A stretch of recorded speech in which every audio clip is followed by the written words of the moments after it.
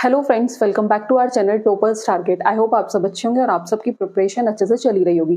तो for your exam one more important session. तो आज की क्लास में भी हम क्वेश्चन डिस्कस करने वाले हैं। तो आई होप आप सब इस क्लास को एंड तक देखेंगे। तो स्टार्ट करते हैं आज की क्लास को बिना टाइम वेस्ट किए।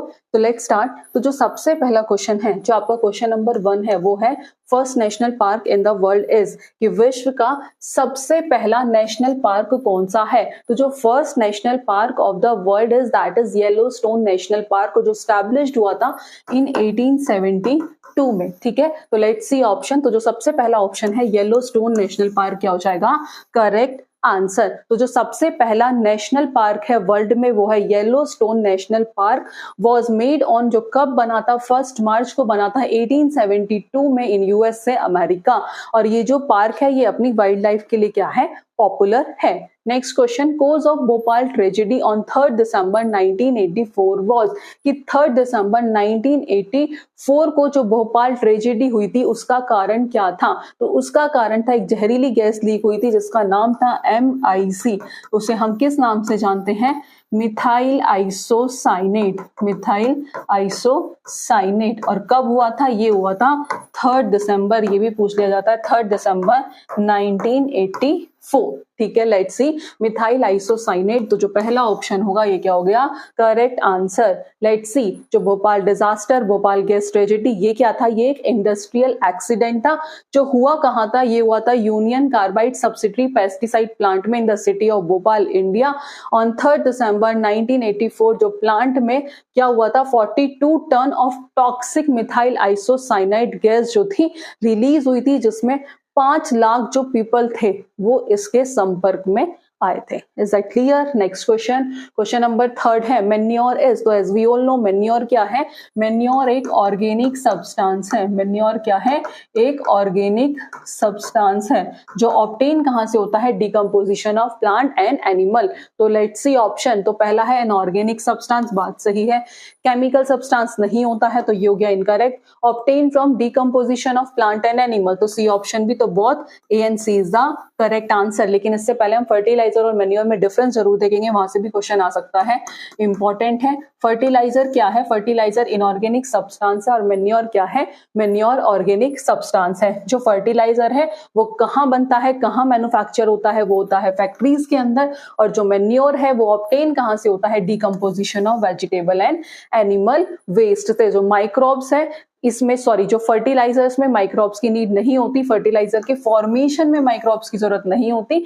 बट मेन्योर, जो मेन्योर है, तो माइक्रोब्स क्या करते हैं, डिग्रेड द ऑर्गेनिक सब्सटेंस को डिग्रेड करते हैं और मेन्योर को फॉर्म करते हैं। जो फर्टिलाइजर है इसे इजीली ट्रांसपोर्ट कर सकते हैं, स्टोर कर सकते हैं, बट मेन्योर को करना डिफिकल्ट है। ठीक है, नेक्स्ट क्वेश्चन। नेक्स्ट क्वेश्चन से पहले ये हम ऑलरेडी डिस्कस कर चुके हैं, मेन्योर एक ऑर्गेनिक सब्सटेंस है। और जो एनिमल डंग किस लिए यूज किया जाता है, लैंड की फर्टिलाइजिंग के लिए किसे यूज करते हैं, एनिमल डंग या फिर मैन्योर।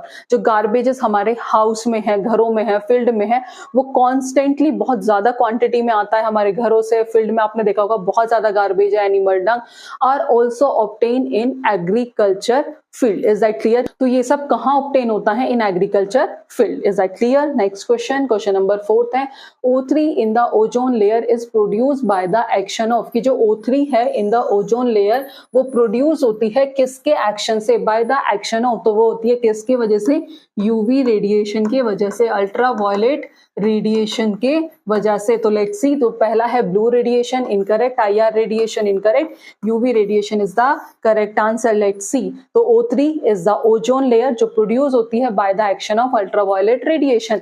जो ओजोन लेयर है वो कंटेन करती है हाई कंसेंट्रेशन ऑफ O3 और this layer absorb harmful UV radiation. और वो जो लेयर है वो हार्मफुल यूवी रेडिएशन को एब्जॉर्ब करती है on depletion of ozone layer. जो यूवी रेडिएशन अर्थ तक आती है जिसकी वजह से क्या होता है, स्किन कैंसर, कैटरैक्ट और म्यूटेशन जैसी डिसीज होने के चांसेस होते हैं। नेक्स्ट क्वेश्चन, क्वेश्चन नंबर 5 है the major constituent of cell organelle centriole. बताना है कि मेजर कॉन्स्टिट्यूएंट बताना है of the cell organelle centriole is. तो दैट इज क्या है, वो है ट्यूब्यूलिन। ट्यूब्यूलिन क्या है, ट्यूब्यूलिन एक तरह का क्या है, ट्यूब्यूलिन इज अ प्रोटीन। ठीक है, इसकी एक्सप्लेनेशन अभी हम देखेंगे। तो actin incorrect, myosin incorrect, tubulin is the correct answer. Let's see the major constituent of the cell organelle centriole is tubulin. Is that clear कि जो major constituent of the cell organelle centriole is tubulin. Tubulin is a protein that can polymerise, जो क्या करता है, polymerise करता है into long chain और filament, जो क्या फॉर्म करते हैं, माइक्रोट्यूब्यूल्स। जो मोस्ट सेंट्रियोल्स हैं वो किससे मिलके बने होते हैं, वो 9 सर्कुलरली अरेंज ट्रिपलेट माइक्रोट्यूब्यूल से मिलके बने हुए होते हैं। और जो सेंट्रियोल्स है वो प्रेजेंट कहाँ होता है, are present in animal cell. Next question, question number 6 है, which is the age period, इनमें से कौन सा एज पीरियड है किसके लिए, of origin of prokaryotic microbes. तो दैट इज प्रोटियोजोइक। तो पहला है pre Cambrian, incorrect. Proterozoic that is the correct answer. Protero का मतलब क्या होता है, फर्स्ट, और जोइक का मतलब as we all know that is life, that is life. Is that clear? Let's see. तो जो टर्म प्रोटियोजोइक कहां से आया है, ग्रीक वर्ड से आया। प्रोटियोस का मतलब होता है फर्स्ट और जोन का मतलब होता है लाइफ। तो प्रोटियोजोइक एरा को ही क्या कहा जाता है, age of prokaryotic microbes. That is important, ध्यान रखना कि प्रोटियोजोइक एरा को ही क्या कहा जाता है, age of prokaryotic microbes. Move करते हैं नेक्स्ट क्वेश्चन पर। क्वेश्चन नंबर 7 है, rate of transpiration is high when there is, कि जो रेट ऑफ ट्रांसपीरेशन है, कि ट्रांसपीरेशन की दर अधिक होती है जब क्या होती है, वेरी लो ह्यूमिडिटी। जब ह्यूमिडिटी क्या हो, बहुत ज्यादा कम हो, उस केस में जो रेट होगा ट्रांसपीरेशन का वो बढ़ेगा।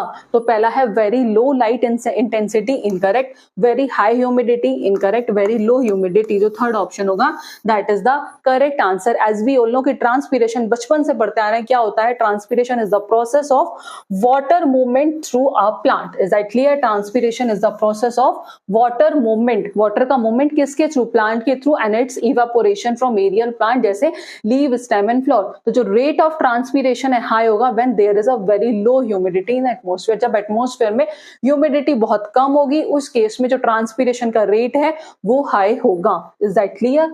नेक्स्ट क्वेश्चन, क्वेश्चन नंबर 8 है, the rate of transpiration is high when, फिर से क्वेश्चन थोड़ा चेंज है, द एटमॉस्फेयर इज सैचुरेटेड, कि जब एटमॉस्फेयर सैचुरेटेड होगा किसके साथ, वाटर वेपर के साथ, तब रेट ऑफ ट्रांसपीरेशन आया होगा। तो ये हो गया incorrect. The temperature is low, कि जब टेम्परेचर कम होगा उस केस में ट्रांसपीरेशन का रेट हाई होगा, ये भी incorrect. Light is very dim, जब लाइट बहुत ज्यादा कम होगी तब ट्रांसपीरेशन का रेट बहुत हाई होगा, ये भी incorrect.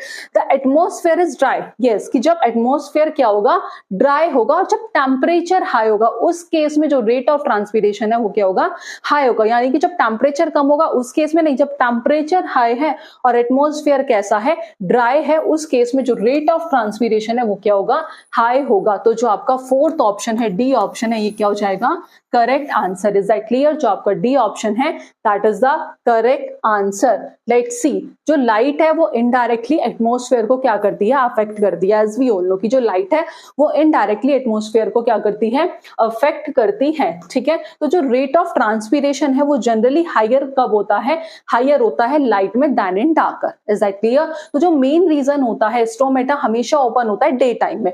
The main reason is that stomata remain open in the presence of light, या फिर कह सकते हैं डे टाइम में जो स्टोमेटा है वो हमेशा ओपन रहता है, और जो ट्रांसपीरेशन उसके थ्रू होता है, transpiration take place through that. ठीक है, तो in the absence of light, या फिर कह सकते हैं रात में स्टोमेटा बंद हो जाता है और जो ट्रांसपीरेशन है इस चेक। तो जो रात के टाइम में जो ट्रांसपीरेशन होता है during night, only lenticular and cuticular transpiration take place. तो लीव्स क्या करती है, हीट रिसीव करती है फ्रॉम द सन, और जो क्या करते हैं, रेट को क्या कर देते हैं, बढ़ा देते हैं। Is that clear? कौन कौन सा, during night only lenticular and cuticular transpiration take place. जो पत्तियां हैं वो सूरज से क्या लेती हैं, हीट लेती हैं, और जो कुछ हद तक क्या कर देती हैं, रेट को दर को क्या कर देती है, तेज कर देती हैं। तो as the atmosphere temperature rise, जैसे जैसे जो एटमॉस्फेयर का जो टेम्परेचर है वो बढ़ता है, तो उस केस में जो रेट ऑफ ट्रांसपीरेशन है वो भी इंक्रीज होता है। Is that clear? जैसे जैसे एटमॉस्फेयर का टेम्परेचर बढ़ता है तो रेट ऑफ ट्रांसपीरेशन भी हाई होता है। जब टेम्परेचर हाई है, विद हाई टेम्परेचर, तो जो वाटर इवेपोरेट हो जाता है लीफ सरफेस पे बहुत तेजी से।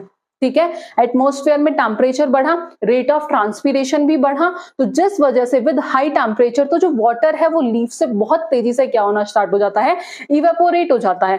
तो in dry and hot air तो रेट ऑफ ट्रांसपीरेशन क्या होता है, बढ़ता है। ठीक है, बढ़ जाता है। नेक्स्ट क्वेश्चन, क्वेश्चन नंबर 9 है, botanical generic name of bladderwort is, that is Utricularia. Utricularia. Let's see, पहला है Drosera, incorrect. Nepenthes, incorrect. Utricularia is the correct answer. Let's see, तो botanical name of bladderwort is, that is Utricularia. ये क्या है, एक aromatic insectivorous plant है, it is an aromatic insectivorous plant. And ये किसका जीनस है, it is a genus of carnivorous plant consisting of approximate, जिसमें 233 स्पीसीज आती हैं, बट कुछ जो स्पीसीज हैं वो सेंसिटिव होती हैं too harsh direct light it's कम, तो उसे क्या कहाँ रखा जाता है, कार्निवोरस प्लांट में रखा जाता है। बट जो बॉटनिकल नेम होता है ब्लेड वॉट का, that is Utricularia and it is an aromatic insectivorous plant. Next question number 10 है, which of the following is an optically active compound, कि इनमें से कौन सा ऑप्टिकली एक्टिव कंपाउंड है। तो उसके लिए ऑप्टिकली एक्टिव कंपाउंड के लिए पहले हम एक चीज ध्यान रखेंगे, कायरल और अकायरल कंपाउंड। तो जो कायरल कंपाउंड होते हैं वो ऑप्टिकली एक्टिव होते हैं, that are non superimposable on their mirror image, is that clear. और अकायरल कंपाउंड कैसे होते हैं, ऑप्टिकली इनएक्टिव होते हैं और जो मिरर इमेज पर क्या होता है, सुपर इम्पोज होते हैं। और मीजो कंपाउंड भी ऑप्टिकली इनएक्टिव होते हैं विद मल्टीपल कायरल सेंटर। इतना समझ आया। अब बात करें ऑप्टिकल आइसोमेरिज्म की, तो ऑप्टिकल आइसोमेरिज्म एक प्रॉपर्टी होती है ऑर्गेनिक कंपाउंड की, जिसमें same molecular formula, structure formula same होता है, बट वो कैसे होते हैं, उनकी जो इमेज होती है वो कैसी होती है, नॉन सुपर इम्पोजेबल। अभी आपको सुपर इम्पोजेबल और नॉन सुपर इम्पोजेबल में भी समझ ना आ रहा हो तो हम एक बार देख लेते हैं कि सुपर इम्पोजेबल और नॉन सुपर इम्पोजेबल इमेज क्या होती है। सुपर इम्पॉसिबिलिटी ऑफ इमेजेस, तो दो इमेजेस होती हैं, सुपर इम्पॉसिबल और दूसरी नॉन सुपर इम्पॉसिबल। अगर मैं बात करूं superimposable of on each other if correspond part coincide when one is place up to other, मतलब जब एक पार्ट जो है, ये मिरर है, ठीक है, मिरर में जैसे आपका सपोज ये लेफ्ट हैंड है, ठीक है, अगर यहाँ मिरर है तो आपको जो राइट हैंड होगा वो आपका ऐसा होगा। अगर इसे करेंगे तो ये कैसा है, ये नॉन सुपर इम्पोजेबल है, ये लेफ्ट हैंड है, ये राइट हैंड है, ठीक है। तो ये अगर इस लेफ्ट हैंड को उठा के इसके यहाँ पे रखा जाए, ठीक है, ये कैसा हो जाएगा, ये है सुपर, ये सुपर इम्पोज नहीं है, ये है नॉन सुपर इम्पोजेबल, ठीक है। वहीं ये सपोज ये लेफ्ट हैंड है, ये लेफ्ट हैंड है और ये राइट हैंड है, ये कैसा है, ये बॉटल इसके ऊपर क्या हो जाएगी, फिट हो जाएगी, तो ये कैसा है, ये सुपर इम्पोज्ड है, ठीक है, ये कैसा है, सुपर इम्पोज्ड है। तो बात कर रहे थे हम किसकी, कायरल और अकायरल। अभी कहा था जो कायरल है, ठीक है, वो कैसे होता है, वो ऑप्टिकली एक्टिव है। क्वेश्चन में पूछा है कि इनमें से कौन सा ऑप्टिकली एक्टिव कंपाउंड है, तो tetrahedral carbon bonded to 4 different group, कि जो कायरल कंपाउंड होते हैं ये कैसे होते हैं, टेट्राहेड्रल कार्बन जो बॉन्डेड होते हैं 4 डिफरेंट ग्रुप से, ठीक है। अकायरल कैसे होता है, ये भी टेट्राहेड्रल कार्बन जो बॉन्डेड होता है, एटलीस्ट उनमें जो ग्रुप हो वो 2 सेम ग्रुप होने चाहिए। और मीजो में कंपाउंड हैविंग 2 या उससे ज्यादा कायरल सेंटर होने चाहिए। ये ऑप्टिकली, अभी आपको इतना ही ध्यान रखना है, ये ऑप्टिकली एक्टिव होते हैं, अकायरल इनएक्टिव होते हैं और मीजो भी इनएक्टिव ही होते हैं। ये कैसी मिरर इमेज कैसी फॉर्म करता है, ये नॉन सुपर इम्पोजेबल और इसकी अकायरल सुपर इम्पोजेबल। अब आ जाओ अपने क्वेश्चन पर। तो पहला जो ऑप्शन है एन प्रोपेनॉल, अगर मैं लिखूं प्रोपेन मतलब 3 कार्बन, CH3 CH2 OH, ठीक है। तो ये अगर मैं इसे ओपन करके भी लिखूं, ये हो जाएगा आपका CH3, ठीक है, CH2 और OH, ठीक है। क्या इसमें 4 अलग अलग ग्रुप है, नहीं, तो ये तो हो गया ऑप्टिकली इनएक्टिव, ये तो ऑप्टिकल एक्टिव कंपाउंड नहीं है। अब बात करें ब्यूटेनॉल की, सेम ब्यूटेनॉल के केस में CH3 CH2 CH2 CHOH, ठीक है। ब्यूटेनॉल 1 2 3 4 4 कार्बन होने चाहिए। और क्या इसमें 4 डिफरेंट आपको अलग अलग ग्रुप दिख रहे हैं, नहीं, तो ये भी ऑप्टिकली एक्टिव कंपाउंड नहीं है। बात करें 2 क्लोरोब्यूटेन की, तो 2 क्लोरोब्यूटेन 4 कार्बन है, 1 2 3 4, ठीक है। CH3 CH3 CH2 CH2, ये हो गया CH, यहाँ हो गया आपका Cl, ठीक है। 2 क्लोरोब्यूटेन है, ये हो गया CH3 CH3 CH3, अब इसे लिख लो, that will be CH3 CH2 CH Cl CH3। क्या यहाँ पर 4 डिफरेंट ग्रुप है, यस, तो ये कैसा हो गया, ये हो गया ऑप्टिकली एक्टिव कंपाउंड। तो जो आपका थर्ड ऑप्शन होगा वो क्या हो जाएगा, correct answer. Is that clear, जो आपका थर्ड ऑप्शन होगा ये क्या हो जाएगा आपका करेक्ट आंसर। और ये क्या है, ऑप्टिकल एक्टिव है, ये कैसा है, कायरल, ये कैसा है, chiral. Is that clear, that is optical active compound. तो जो सेकंड ऑप्शन होगा ये क्या होगा, correct answer. Next question, question number 11 है, which one is the best reagent, इनमें से कौन सा बेस्ट रिएजेंट है two of accomplish the following conversion. इस कन्वर्जन के लिए बेस्ट रिएजेंट बताना है कि कौन सा होगा। तो व्हेन ब्रोमोइथेन, सॉरी, ये क्या है, कितने कार्बन है इसमें, 2 कार्बन है। तो when bromoethane is reduced by hydrogen at ordinary temperature, when bromoethane ethane is reduced by hydrogen when bromoethane is reduced by hydrogen at ordinary temperature in the presence of ZnC2H5OH। तो ये क्या form करेगा, ये क्या है, कितने carbon है, 1 2, ये फॉर्म करेगा इथेन। क्या फॉर्म करेगा, इथेन। तो that is CH3CH2Br plus 2H किसकी प्रेजेंस में, ZnC2H5OH, ये फॉर्म करेगा इथेन। तो लेट्स सी, पहला है NaBH4। तो जो पहला ऑप्शन है NaBH4, ये क्या है, एक माइल्ड रिड्यूसिंग एजेंट है। ये क्या है, माइल्ड रिड्यूसिंग एजेंट। ठीक है, NaBH4 क्या है, एक माइल्ड रिड्यूसिंग एजेंट है जो कीटोन और एल्डिहाइड को किस में कन्वर्ट करता है, एल्कोहल में। जो क्या करता है, कीटोन्स और एल्डिहाइड को, ध्यान रखना, जो कीटोन और एल्डिहाइड को किस में कन्वर्ट करता है, एल्कोहल में। ठीक है, और ये क्या था, दैट इज ब्रोमोइथेन था। ब्रोमोइथेन था, तो ये तो गया इनकरेक्ट। Na और ईथर ये किस में यूज होता है, आप सबको पता है, ये होता है वुड्स रिएक्शन में, ये भी इनकरेक्ट। तो जो थर्ड ऑप्शन होगा ये क्या हो गया, करेक्ट आंसर। नेक्स्ट क्वेश्चन से पहले एक बार वुड्स रिएक्शन देख लेते हैं। जो वुड्स रिएक्शन हम यूज करते हैं वो हायर एल्केन की प्रिपरेशन के लिए यूज करते हैं, जो कंटेन करते हैं even number of carbon atom. और इस रिएक्शन में एल्केन जो प्रिपेयर होता है वो होता है from alkyl halide by using Na dry ether. Is that clear. Move करते हैं नेक्स्ट क्वेश्चन पर। Question number 12 is Na dry ether, sodium dry ether is use as a reducing agent. कि जो Na और ड्राई ईथर है इसे हम reducing agent की तरह यूज करते हैं, इनमें से किस रिएक्शन में। अभी बताया था कि जो सोडियम Na और जो ड्राई ईथर है उसे हम किस में यूज करते हैं, वो करते हैं वुड्स रिएक्शन में। किस में करते हैं, वुड्स रिएक्शन में। तो पहला है catalytic hydrogenation, incorrect. Kolb electrolysis, incorrect. Soda lime process, incorrect. Wurtz reaction is the correct answer. Low, let's see, in Woods reaction ether solution of an alkyl halide is treated with sodium। किसके साथ होता है, ये होती है RX plus 2Na। किसके साथ, sodium के साथ। तो जो वुड रिएक्शन है वो सोडियम मेटल के साथ होती है। एज वी ऑल नो कि जो सोडियम है उसकी रिएक्टिविटी क्या होती है, ज्यादा होती है। तो we have to select a solvent which will not react with the sodium metal, तो thus ether become the best choice. तो हमें ऐसा सॉल्वेंट चूज करना होता है जो सोडियम के साथ रिएक्ट ना करे, तो ether become the best choice। Is that clear? Next question. Identify the name of the following reaction. Reaction है CH3Br plus 2NaBr CH3 dry Et2O C2H6 plus 2NaBr। बताना है कि ये रिएक्शन कौन सी है। ठीक है, ये रिएक्शन कौन सी है। तो जो रिएक्शन होता है, reaction of alkyl halide, reaction of alkyl halide with dry ether। is that clear कि reaction of alkyl halide with dry ether sodium metal to form an alkane। Sodium metal, अभी बात कर रहे थे हम इसकी, सोडियम मेटल, और क्या फॉर्म कर रहा है, टू फॉर्म एन एल्केन। कौन सी रिएक्शन है, वुड्स रिएक्शन है। Kolbe reaction incorrect, hydrogenation reaction incorrect, Wurtz reaction is the correct answer. Let's see, अब बात कर लेते हैं कॉल्ब रिएक्शन की। तो जब फिनोल, दैट इज फिनोल, जब फिनोल जो ट्रीट करता है किसके साथ, सोडियम हाइड्रोक्साइड के साथ, NaOH के साथ, तो वो फॉर्म करता है sodium phenoxide, that is ONa।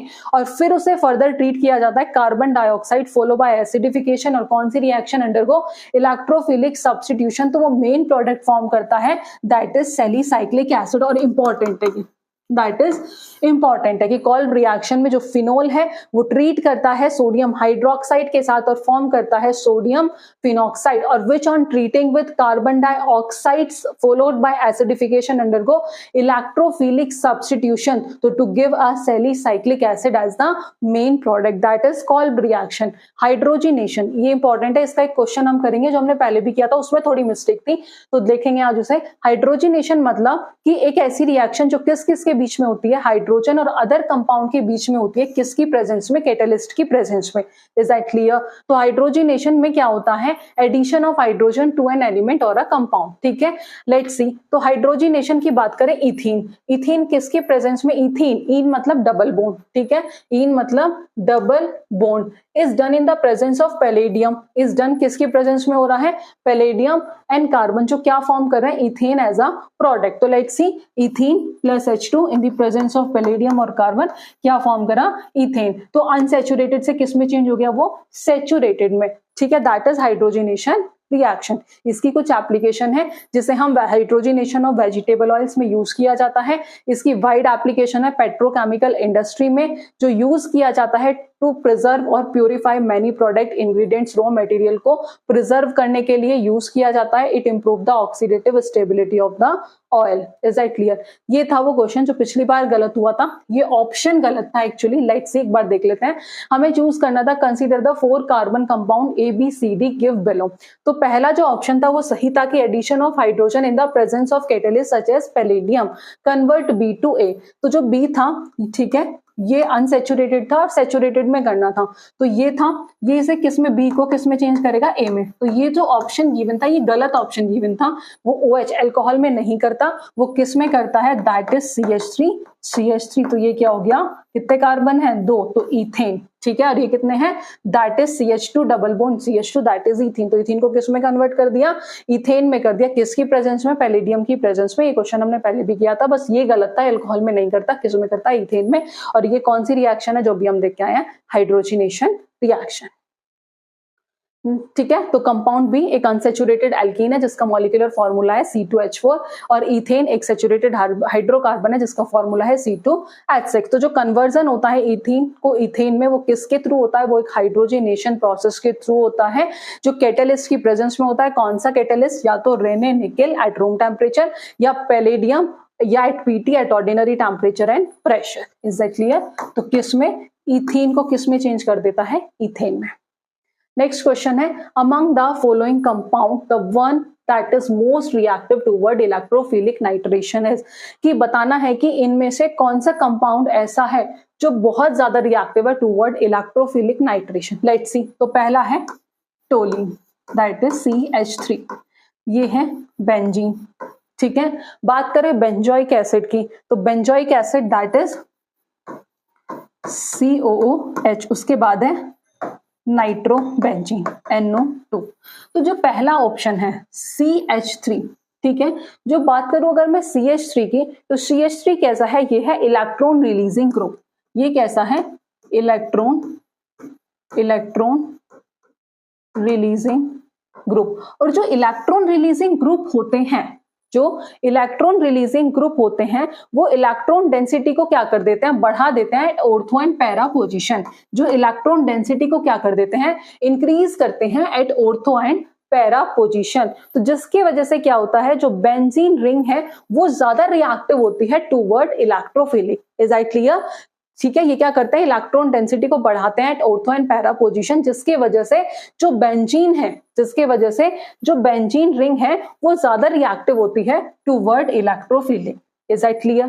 ठीक है, वही अगर बात करें NO2 की, तो NO2 क्या है, that is electron withdrawing group. ये डेंसिटी को क्या करता है, कम करता है। तो अगर मैं इसका एग्जैक्ट ऑर्डर लिखूं, ठीक है, तो सबसे ज्यादा टोलिन, उसके बाद बेंजीन, देन बेंजीन के बाद benzoic acid, and after that nitrobenzene. तो क्वेश्चन में पूछा था कि कौन सा कंपाउंड ऐसा है जो ज्यादा रिएक्टिव होगा, तो वो होगा टोलिन। तो जो फर्स्ट ऑप्शन हो गया, ये क्या हो गया, करेक्ट आंसर।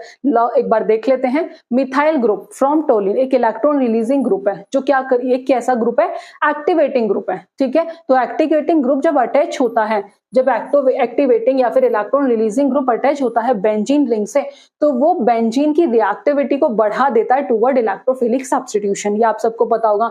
और जो NO2 है और जो COOH ग्रुप है, जो बेंजोइक एसिड और जो नाइट्रोबेंजीन है, ये इलेक्ट्रो विड्रॉइंग ग्रुप है, तो ये डीएक्टिवेटिंग ग्रुप है। ये कैसे है? डीएक्टिवेटिंग। जब डीएक्टिवेटिंग है तो इलेक्ट्रॉन डेंसिटी को क्या कर देंगे?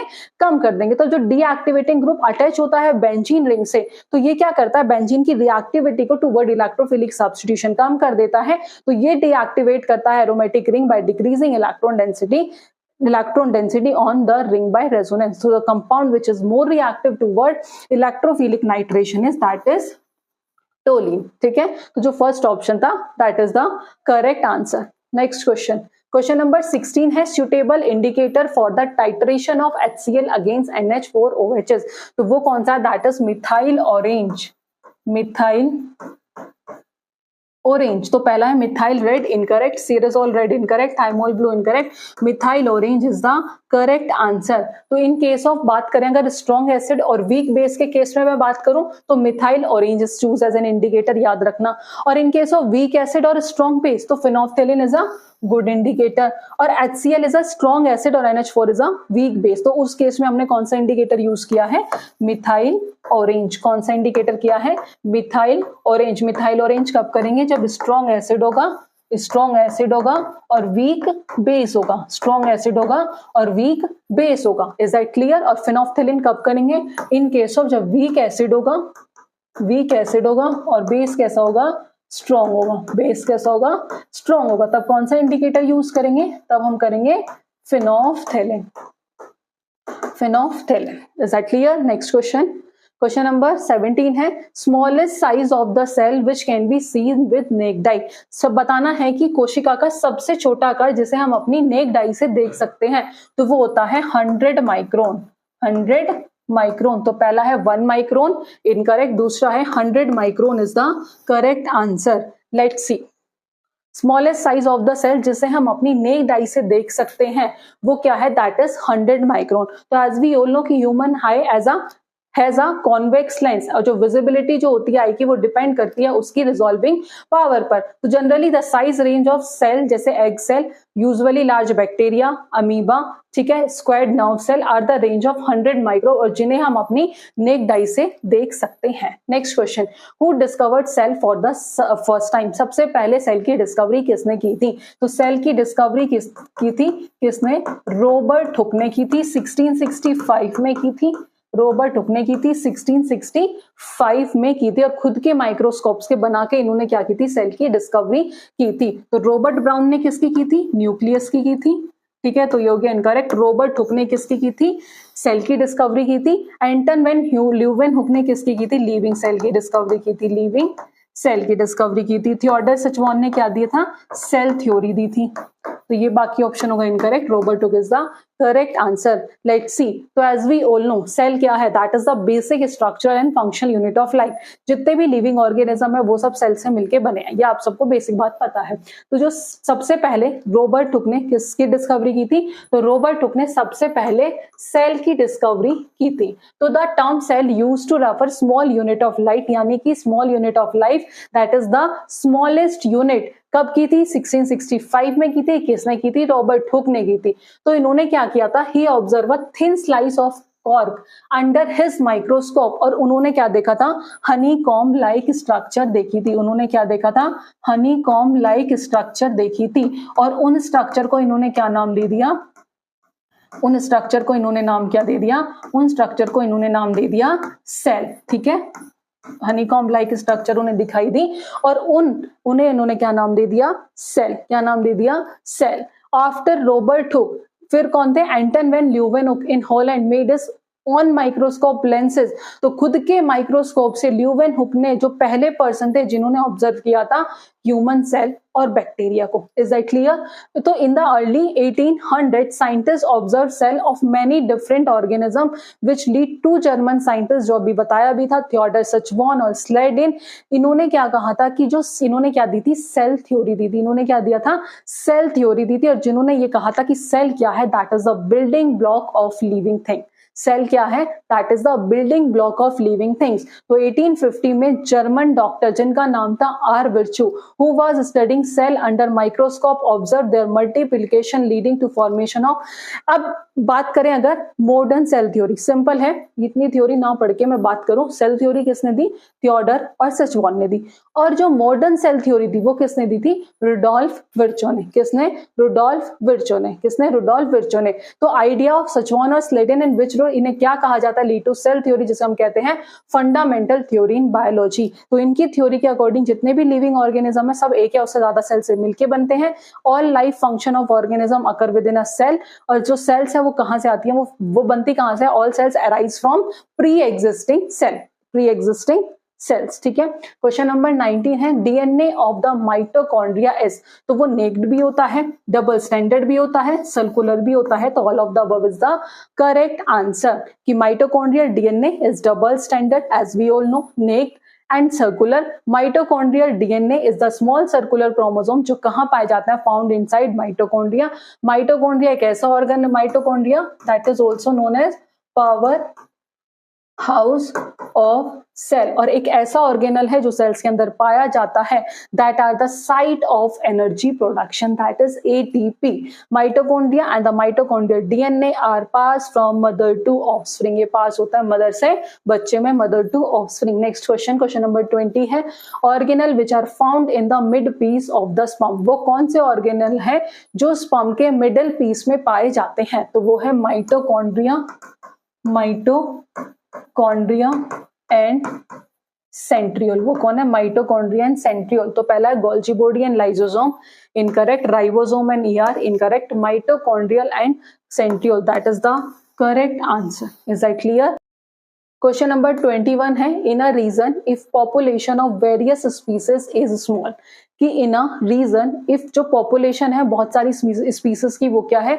छोटी है, स्मॉल है। Which of the following will be strongest? तो that is genetic drift, that is genetic drift. तो पहला है नेचुरल सिलेक्शन, इनकरेक्ट। ठीक है। दूसरा है जेनेटिक ड्रिफ्ट, तो दूसरा ऑप्शन क्या हो गया? Correct answer. तो नेचुरल सिलेक्शन एक ऐसा प्रोसेस है जिसमें जो प्लांट और एनिमल की स्पीसीज होती है वो इजीली एनवायरनमेंट को क्या कर लेती है? अडेप्ट कर लेती है, सर्वाइव कर पाती है, रिप्रोड्यूस कर पाती है, और जो नहीं कर पाते वो मर जाते हैं। दैट इज द थ्योरी क्या आती है? Survival of the fittest. ठीक है। और जेनेटिक ड्रिफ्ट एक रैंडम फ्लक्चुएशन आ जाना in the frequency of allele from generation to generation due to chance event. तो it can cause trace to be, जो ट्रेट्स होंगे वो कैसे होंगे? डोमिनेंट होंगे या डिसअपियर हो जाएंगे फ्रॉम अ पॉपुलेशन। और ये जो अफेक्ट है, जो जेनेटिक ड्रिफ्ट है, ये मोस्ट प्रोनाउंस जो कहां है? In small population. Is that clear? ये सबसे अधिक कहां स्पष्ट है? In small population. Next question, question number 22 है the first successful attempt to test the theory. जो सबसे पहला सक्सेसफुल अटेम्प्ट था to test in the theory that precursor of biomolecules could be abiotically synthesized under pre-assumed primitive earth condition was named by, as we all know, that is Muller. Darwin theory नहीं थी, Huxley नहीं था, that is Miller। तो जो third option होगा that is the correct answer. 1953 में American chemist थे Harold C Urey and Stanley Miller. इन्होंने टेस्टेड किया था Oparin Haldane theory and successfully produce organic molecules from some of the inorganic components. कि इन्होंने क्या किया था? सक्सेसफुली ऑर्गेनिक मॉलिक्यूल्स को प्रोड्यूस किया था, किससे? इनऑर्गेनिक कंपोनेंट से, through to have been present on prebiotic Earth. Next question, question number 23 है Miller synthesize simple amino acid from one of the following mixture in an experiment.